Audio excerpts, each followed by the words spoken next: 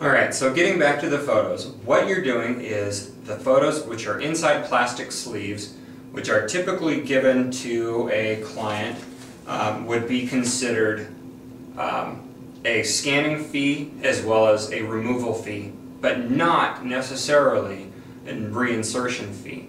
So you have to be able to add a reinsertion fee to any of these. So there's inside plastic sleeves, there's also behind plastic adhesive sleeves, which would be items that are within albums, and these would typically be done as a snapshot item.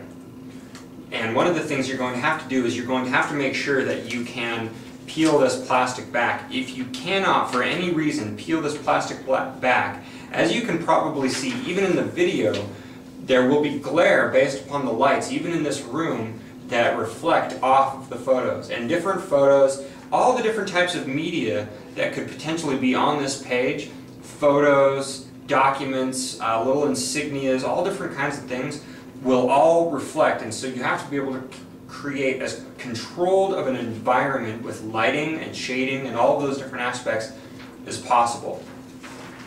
So this would be considered snapshot. If at all possible, snapshot. If required, you could do it with a flatbed scanner. That just takes a lot longer to do. So the smartest thing for us to do is to snapshot. The second would be behind photo corners, which are in albums. Now this is assuming that they are removable. If they are not removable, then we have to do a snapshot as the process. But if they are removable, the assumption is for the client that they will not go back in those photo corners. They will be stacked up, rubber banded, and then handed back to them with the empty album. Same with photos that are inside plastic sleeves. They will be stacked up, rubber banded together, and then handed back to them with the plastic sleeves.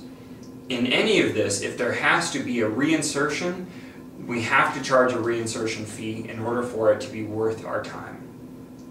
So you have the inside plastic sleeves, you can take it out and you can scan it, typically using an automated photo scanner. Preferably, it's smaller than an 8.5 by 11. If it's an inside plastic sleeve and it's smaller than an 8.5 by 11, you can run it through an automatic photo scanner. If it's larger than an 8.5 by 11 and you have an automatic photo scanner that can do that dimension, then by all means run it through an automatic photo scanner. It could be the same thing as an automatic document scanner. But if it cannot be done that way, then you can do it with a snapshot. Typically a snapshot can do everything from a portrait all the way down to a tiny little thumbnail picture. So that's one thing. The second would be behind the plastic adhesive sleeves. That's always assuming that you're not taking the photos out of these plastic adhesive sleeves. So if something comes out that is not a photo, that is not going to be scanned, make sure that it goes back in underneath a clear plastic adhesive sleeve. If it is behind a photo corner in an album, we're always assuming that a photo that is behind a photo corner is removable. If it is removable, then we do it using an automated photo scanner, and that's assuming that the photo that you're removing isn't too thick, doesn't have tape on it, doesn't have glue on it, or doesn't have anything that would basically inhibit it from going through an automated photo scanner. If it does, you have to do something completely different with it. Preferably snapshot, but as a backup, you would run it through a flatbed scanner. And then you would move on to freestanding photos or loose photos. Freestanding photos without, as well as freestanding photos with writing on the back, both are done the same way. They're both done through an automated photo scanner.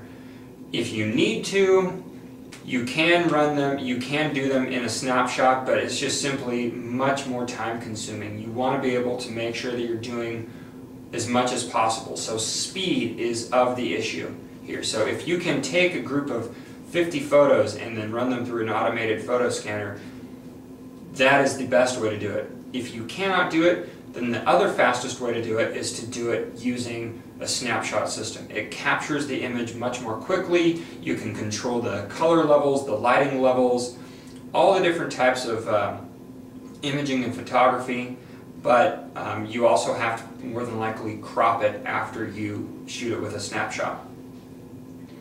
So that also leads us to scrapbooks. Scrapbooks would be done the exact same way that photos behind plastic adhesive sleeves would be done. They are just simply done with a snapshot station.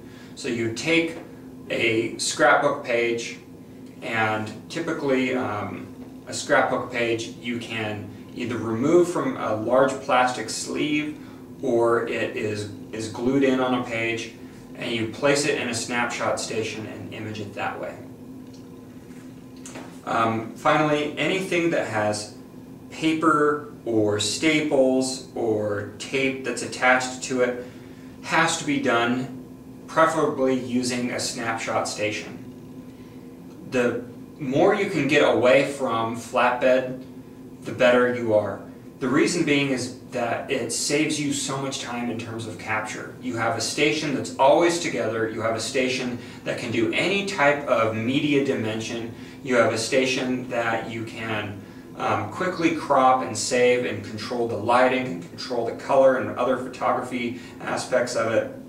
It just makes it that much more simple and swift for you to do. Finally, photos that are in paper lab envelopes with negatives. This is an example of photos that are in paper lab envelopes. You'll typically have a group of negatives that are with the stack of photos, but these are simply processed the exact same way as loose photos, and then you would put these back in this paper photo envelope, and you typically will not process the negatives unless they're paying you to, and you have to ask that. If at all possible, try to do automated photo scanning instead of negative scanning. We do not have as good of a conversion and as swift of a conversion process for negative scanning as we do for photo scanning. And then finally, you would have portrait, large format, or framed items. You want to, if at all possible, stay away from framed items. There is the possibility of breaking the glass, there's the possibility of breaking the frame, there's the liability of that, there's the potential for injury, there's all different kinds of aspects that you'll get into that you don't want to have happen. But this also could be a system where they have a certain photo that's behind a frame that may or may not be removable, and you have to do it. We would prefer that you leave it in the frame and you image it, you capture it using the snapshot station. So with the snapshot station, you're trying to make sure that you do not get any type of reflection. You're trying to get it so that you don't get any type of glare whatsoever. If you can do that, that is the most optimal way to go. So we've gone through inside plastic sleeves, behind plastic adhesive sleeves, behind photo corners, freestanding loose without writing on the back, freestanding with writing on the back, in scrapbooks, attached to paper, staples, or tape, as well as in paper lab envelopes with negatives, as well as portrait, large format, and framed photos. You'll be able to pretty much capture anything that's large using a snapshot station, and the requirement to capture anything super large is really, really rare. You're normally dealing with photos that are at least 8.5 by 17 or smaller. If you're dealing with anything larger than that, it's really out of the ordinary.